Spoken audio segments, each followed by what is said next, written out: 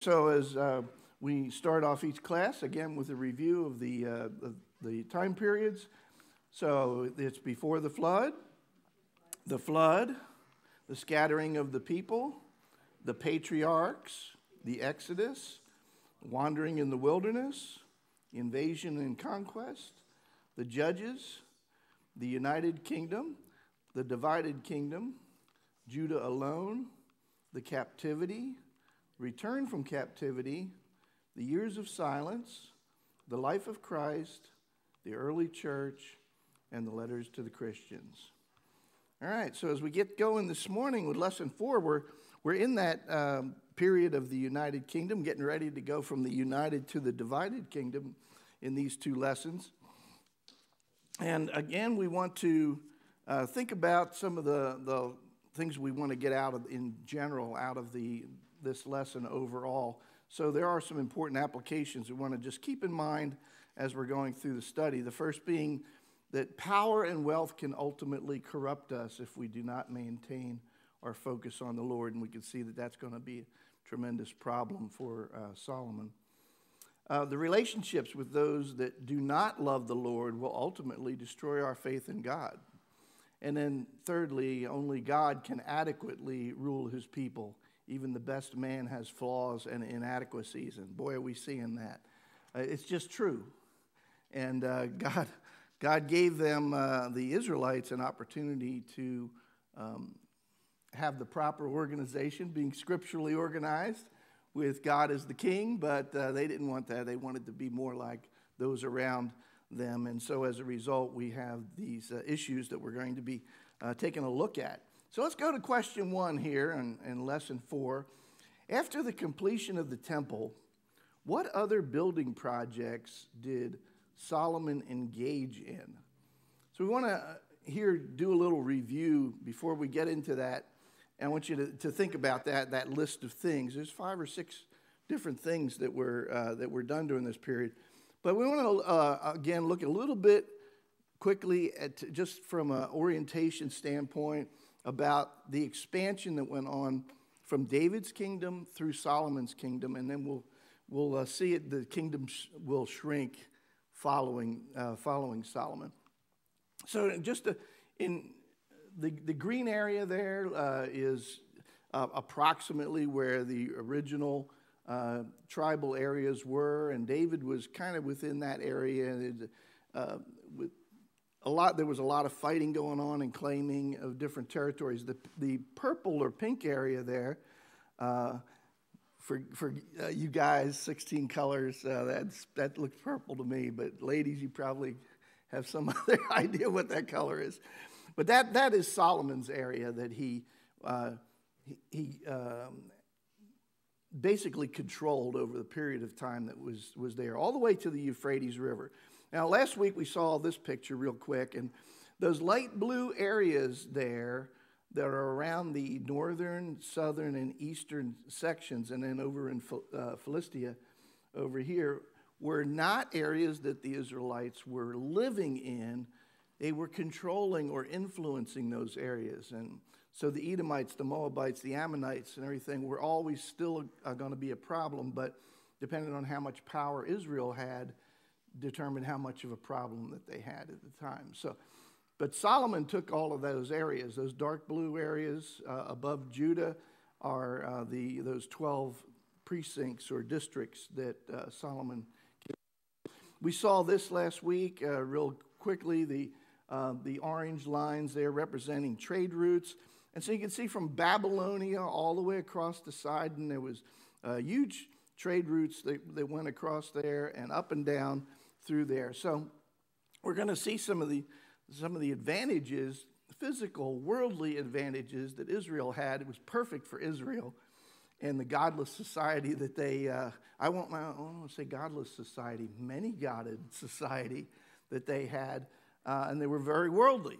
And so it fit right in with the area that they lived in. Judah lacked most of everything, from farmland to just real hilly lands, and all the trade routes didn't go through them. They all went through the kingdom of Israel. And so again, we want to keep that in mind as we're talking about the different things. Now, just real quick, the orange area down there was the area that was called the City of David, and that was because this was the old Jerusalem, the one that David had when he was king.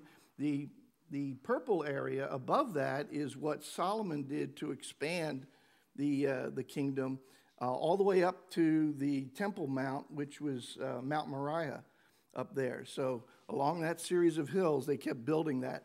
The yellow part was all added later by Hezekiah and other kings of Israel later on. And again, kind of what that colored area looked like if you were to take a look at what the buildings and everything were on there. This is kind of what it is. Down at the bottom over here, again, was the City of David. You can see where it says David's Palace was just right up at what would have been the northern border of the city. And then all of that was added by Solomon, all the way up to Solomon's, the first temple up there, and his palace. Another picture of that on the northern side of it.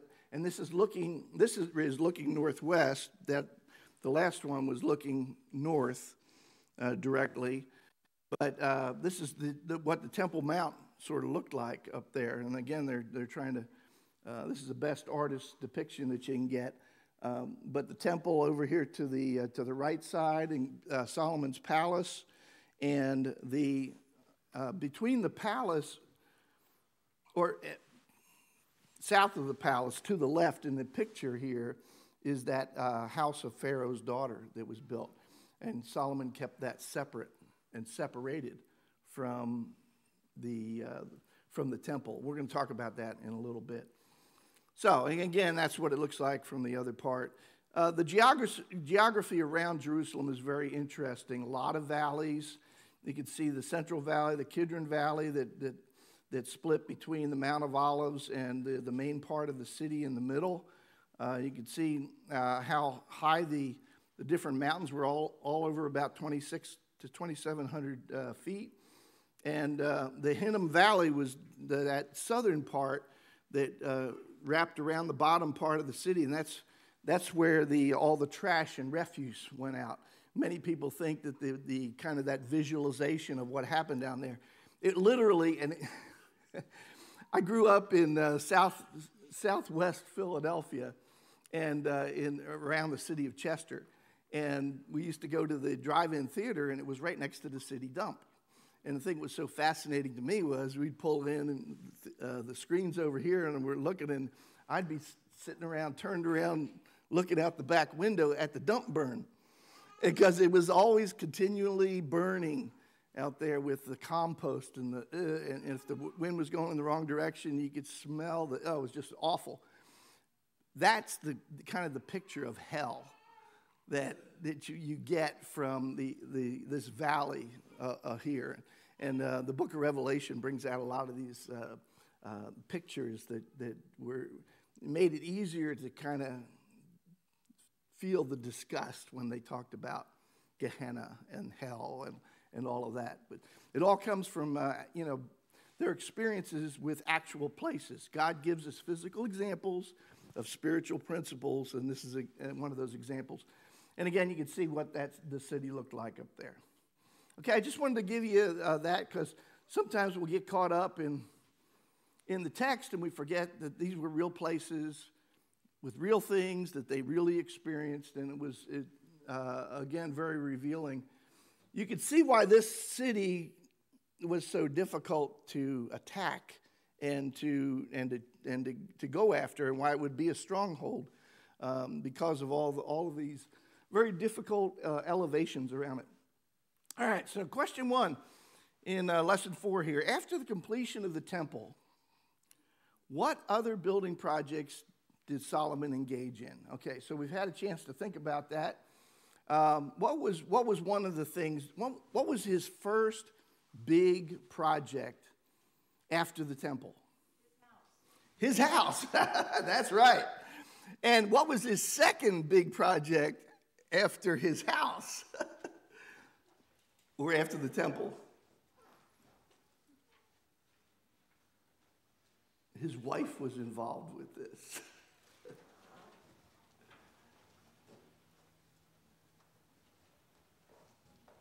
Who was Solomon's first wife? The Pharaoh's daughter. Pharaoh's daughter, that's right. Because of her not being connected with everything holy, she wasn't allowed. Right, very, very interesting. We're going to look at a quote here in just a second. So to put all these different things that are up there, we saw how he expanded the wall and expanded the city so that the wall now went around Mount Moriah and the Temple Mount. That was not there before. So and then basically he expanded all of that wall system that was around there. Went out and fortified a bunch of different cities around the perimeter, not on the north side of the kingdom, but around on the east and the southern sides. And because that's where those folks, the Ammonites and the Moabites and the Egyptians and everything would have come through. Plus, that's where the trading routes were. So think of these as little police stations along the trading routes to keep things moving fairly good. Now, remember, because of the position that Solomon was in and Israel was in at the time, they were responsible for the security of those trading routes. And so, again, if that system collapsed, Israel would have had some problems with its neighbors in keeping up the trade and stuff. So from a purely physical standpoint, it was something that was very important. Solomon had so many chariots and horses, of course, for his new standing army that he had to build cities just to house the horses and the chariots. So interesting. Have you seen people that built garages and then built their house? Because they got boats and they got, that's what Solomon was doing. And then he had 2 fleets of ships. He had the Mediterranean fleet that worked out through Tyre and Sidon and with all of the Mediterranean. And then he had out of the Red Sea down below, he had a city down there that basically was the main port for going out into the Indian Ocean and the Red Sea. So very, very much building here. Okay, the question 2. After Solomon had finished building some of the things that he wanted to do, who came to visit him at night? And what did he tell Solomon? Who was Solomon's night visitor? The Lord was, that's right. And there were 2 promises that God made to Solomon, and he kept both of them.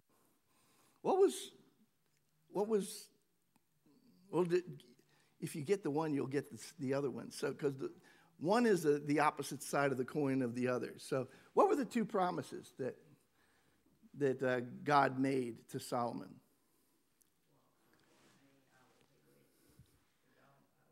Okay, so you had the big if in there, and both sides of the coin.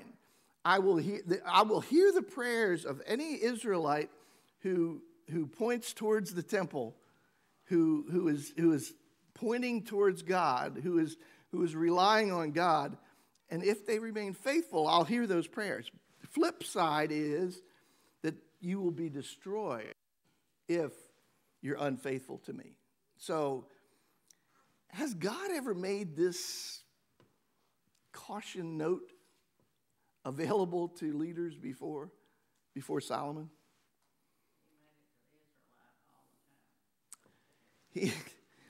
All the time.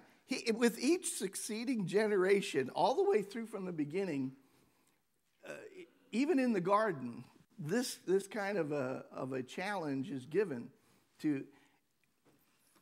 Did it just stop with Solomon? Oh, Regina's left hand just went crazy. I thought you were trying to answer a question there. Okay. No, it didn't. Go ahead, Francis. It's with everyone. It's with us today. As long as we're faithful and do His will, then He will be there. This is the basic issue right here, and it's always a big if is right in between. And who controls the if? We do. We are the ones who control that. So yeah. So that, again, it gives Solomon the chance here. So question 3: Solomon seemed to give Pharaoh's daughter much attention and build a house for her away from the temple, probably in the eastern part of the city overall. The artist there showed it just separated by the palace in between. He didn't want her anywhere near the temple. And we have this scripture in 2 Chronicles 8 and verse 11. And notice his quote there in red. My wife shall not live in the house of David, king of Israel, because the places where the ark of the Lord has entered are holy. Now he's talking about his wife, and he's talking about the temple. And what seems to be the problem? Now, this is the only wife that got her own house, first of all. He had 700 wives, but he didn't build them 700 houses, okay? This is the only one. This was the first one. This got him going down this road. And so what is it about here that this statement that might indicate that Solomon knew that this was not a good idea? Francis? Well, if she was not to enter because she wasn't holy or clean or whatever, then he shouldn't have married her in the first place. Okay, and so what sets this definition of holy? What makes things holy? What makes things unholy? Todd, you get it? How acceptable they are to God, right? Or being unacceptable, right? They must follow the instructions of God to approach him. And so if she's a pagan and unwilling to do the things that a foreigner could do in Israel to draw close to God, then she shouldn't be anywhere near him. Yeah, and even around the temple, there's the Gentile court, right? And he didn't even want her to go in the Gentile court. He didn't want her anywhere near any place that the ark had been. That's why he moved her out of the palace area also and stuff. So it is interesting. It gives some indication that Solomon knew he was going in the wrong direction here. But is wisdom like a get out of jail free card? What kind of wisdom leads us in the right direction, and what kind of wisdom leads us in the wrong direction? If we listen to God, it'll be the right direction. If we don't, it won't. So there's a difference in being wise. New Testament talks about worldly wisdom and godly wisdom and all of that. So just being smart and being clever, sly. Solomon certainly used his wisdom to gain great wealth and power through all of this, but even down deep, he understood and knew that there were some challenges with this, and of course he gets way in over his head. Question 4, Solomon's fame of wealth and wisdom spread all over the world. Who was it that came to visit Solomon shortly after this, right at the opening part? Go ahead, Jim. Queen of Sheba. The Queen of Sheba. So who was the Queen of Sheba? What do we know about her?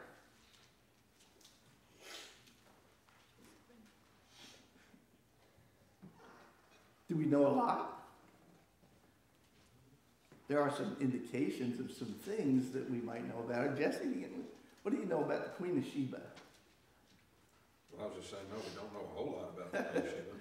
We know that she came from seemingly a great distance. We know that wherever she came from, she's heard of great things about King Solomon and his kingdom. Mm-hmm. We know her reaction once she gets there. What is her reaction when she gets there? Half hasn't been told. Yeah, it wasn't anywhere near what I thought it was going to be. It was way more. The wisdom of Solomon and all of that. And isn't it interesting that she gave God credit for that? the people of Israel would be blessed. And she said, blessed be the Lord your God who made you king. For what purpose?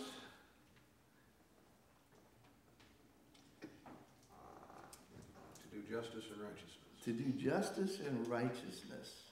The purpose of the king. Do most kings around the world serve with that being their primary goal in life? Those kinds of things. Now, these are very spiritual principles, aren't they? And of course, they are mirrored or mimicked the righteous, the truly righteous king that Israel had prior to them demanding an earthly king, right? They had God as their king, and so so this was in. Even the pagan spotted it and gave the credit to the right place, where the children of God are going to have some problems with that later on. All right, so question 5. Solomon and the king of Tyre continued their great business arrangement for many years. What did Solomon give Hiram that he was not exactly pleased with? I find this hilarious. Real estate shopping. Hiram was real estate shopping a little bit up on the northern part of the kingdom there around Tyre and Sidon and in the area of Galilee. So it kind of gives you an idea. You remember the quote, nothing good ever came out of Galilee? 20 cities. What's that? 20 cities. 20 cities. And how satisfied was Tyre with those 20 cities? They were worthless. They were worthless. Yes, as a matter of fact, he called them the land of Kabul, which means the land of nothing. So, I mean, it gives you an idea of what the area around Galilee was like. This is some, I can't compare it with anything, but it's pretty bad. All right, question 6. A lot of stuff going on with Solomon. Wealth, he did everything. If you ask a historian of the world today, in the history of Israel, what was the greatest time? When was Israel at its absolute greatest? They would say during Solomon's days, the grandeur of Solomon. And yet, just because we have the ability to acquire the world's goods, of what must we be careful? Solomon was not careful of this. Not to let it go to his head, not to think he needed to rely on those riches. Yeah, when you look at Ecclesiastes and him looking back on his life and all the different things that he had, and you've got to think that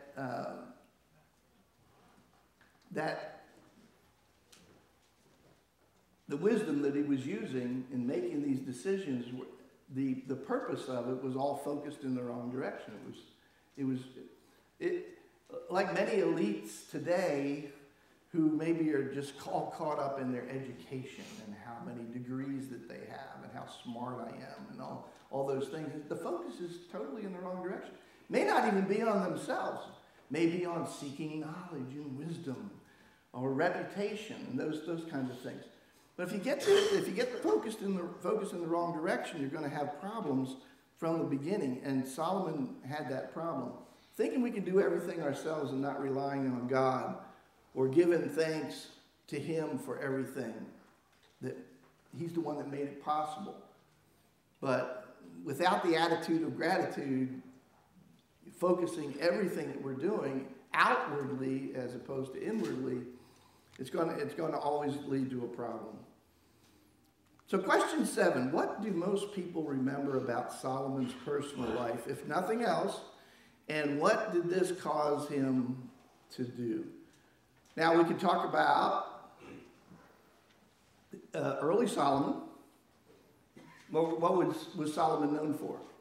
His wisdom. Wisdom. And? Building the temple. Building the temple with lots of Chink, chink, chink, chink, chink. Gold. Money, gold. Yeah, a lot of wealth.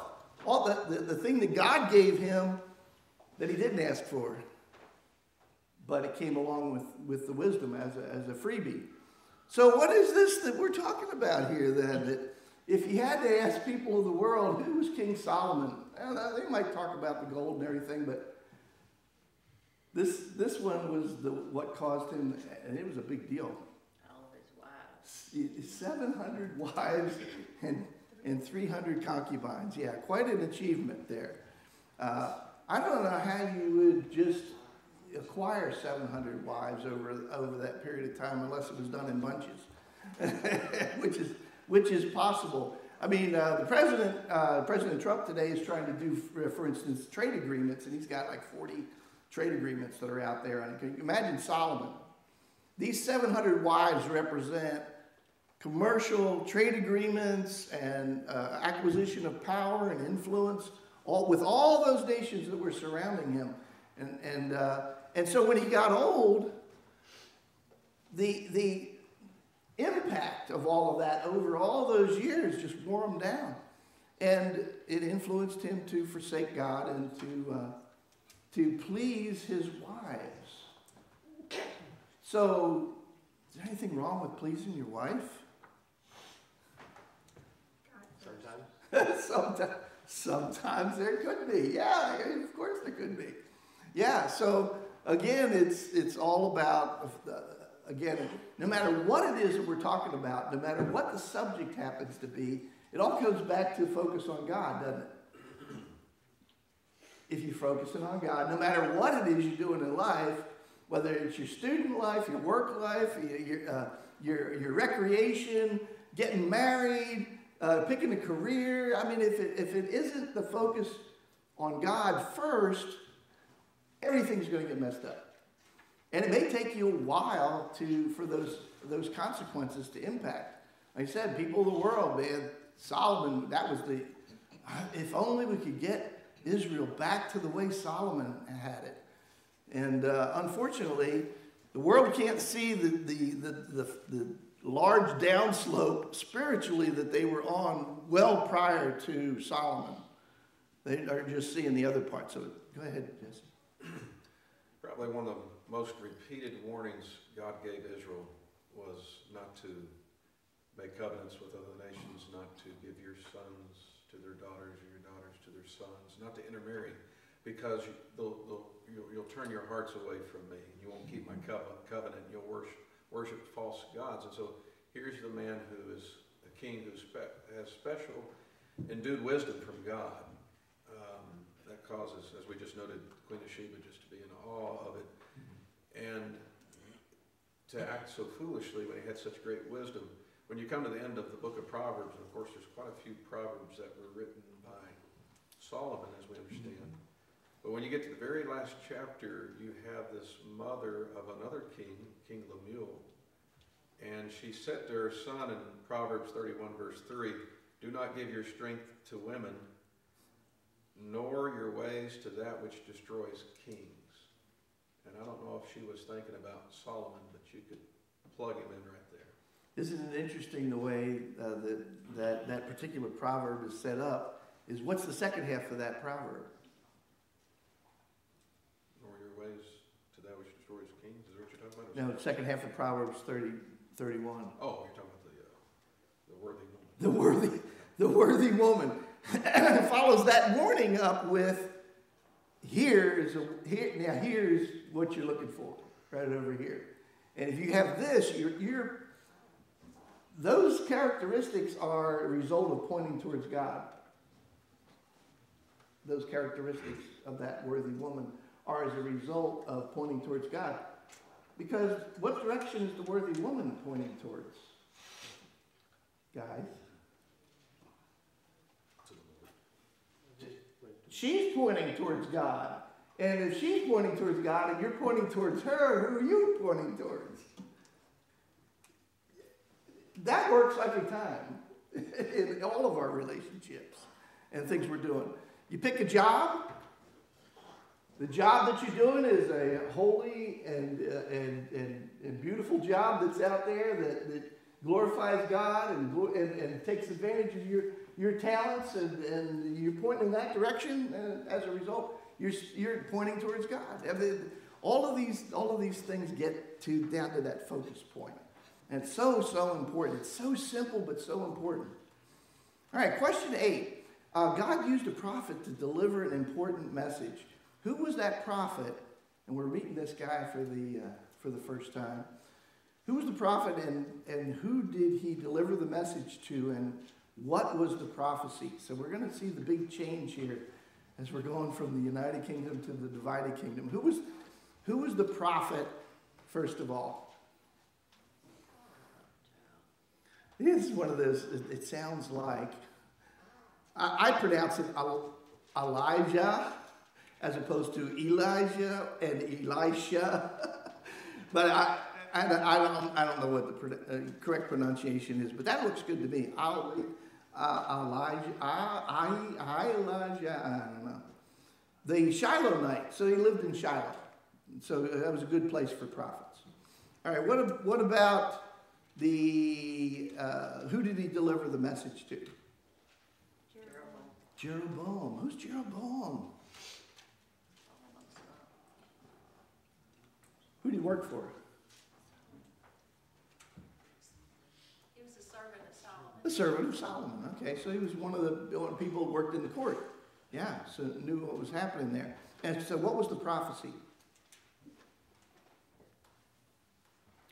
There is a little skit that he was putting on. And the skit started with a particular garment. What did he do with that garment? Tore it into 12 pieces. Boy, does this remind me of the lady that got cut up into 12 pieces and spread out around the... This one a little easier to take. Torn into 12 pieces. And told Jeroboam to take 10 of them.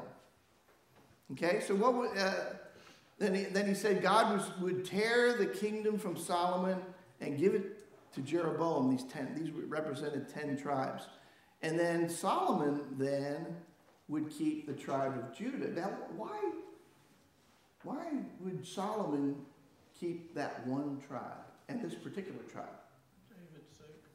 What's that? For David's sake. For David's sake, yeah.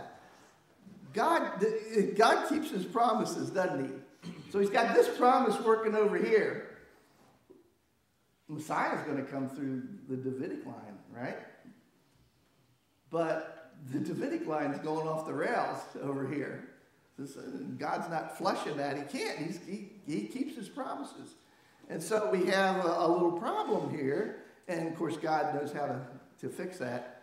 Because they had forsaken God, they were going to have that taken away from them. But for the sake of David, like Bill was saying, Solomon will rule all of his life. It's going to be his son that's going to have the problem. We're going to see that. And then Jeroboam then will be king over Israel. And it's interesting the what-if statement that God gives to Jeroboam. If you obey God as David did, God will give Israel to you, Jeroboam, and will afflict the descendants of David. But then he adds a little caveat on the end. But not always. Why did God add that little caveat onto the end there? I got to tell you, I missed that the first time I studied through this. Because of his promise to David that he would always have. Right, yeah. God keeps his promises. And so he's got this promise to David over here. So God can read our hearts, right? He knew what kind of man Jeroboam was. Was that a problem for God? Knowing what kind of a man Jeroboam was? In carrying out God's will. Who carries out God's will? Just the good guys? Like the Assyrians and the Babylonians? They were good guys, right? What do you think, Todd? He wields the these other nations like an axe at times. And so he does even enacts his will through these sinful men. Yep. And so we've got that. And he gives them a chance. It's still free will. If you do this, I'm going to give you Israel, and I'm going to establish you, Jeroboam. So the free will's still in place. Jeroboam has a choice. But over here, there's this other promise also. So. All right, question 9. Solomon somehow hears about the prophecy and tries to kill Jeroboam. Smart guy. To where did Jeroboam flee? And even if he had been killed, would this have changed God's overall plan to punish Solomon and his future heirs? So where did Jeroboam, favorite place for Israelites in trouble to run to? Egypt. They ran to Egypt. Why do they always go back to Egypt? They just love it. Yeah, the Pharaoh back there, his kind of common name is Shishak. We're gonna run into that name again as we go along. It must have been like Bob or Jerry or something like that. Something fairly common amongst the Egyptians. But God promises, his promises, both positive and negative, are true. And so he's faithful to carry them out. So Jeroboam is going to be carrying out God's promises here. So, all right. So can you bring up lesson 5?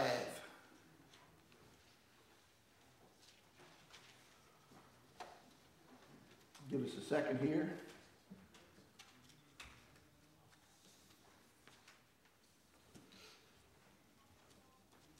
In lesson 5, we're going to be now initiating the beginning of the new period, which is the divided kingdom. And so we're going to see this split occur. And all right, there we go.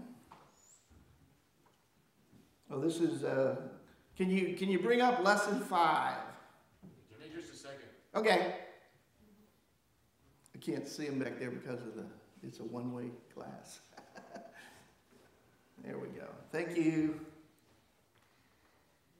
Okay, so we're talking about Rehoboam and Abijah, the next two kings. Now, Abijah we don't hear about very much. We talk about the major kings a lot, and Abijah, because of his own doings, is not end up being a major king, but he does some significant things, so we're still going to talk about him. All right, so the important applications we want to get out of this particular lesson is, 1, God wants leaders who lead in order to serve, not those who lead selfishly. So we want to keep that in mind. The second thing is that our obedience comes from the heart, and we must prepare our hearts to seek God. So there's some preparation involved. And the third thing is, let God lead us. Trust him. Let him be the leader.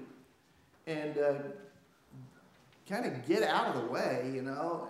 Sometimes we get in the way of ourselves in serving God. But let him lead, and let us be good followers in this. So the first question that we have was, who became the new king of Israel after Solomon died, and what was the first thing that the people requested of him? So one of his sons, was this Solomon's oldest son? Rehoboam? No, it wasn't. This was a specific selection that was made.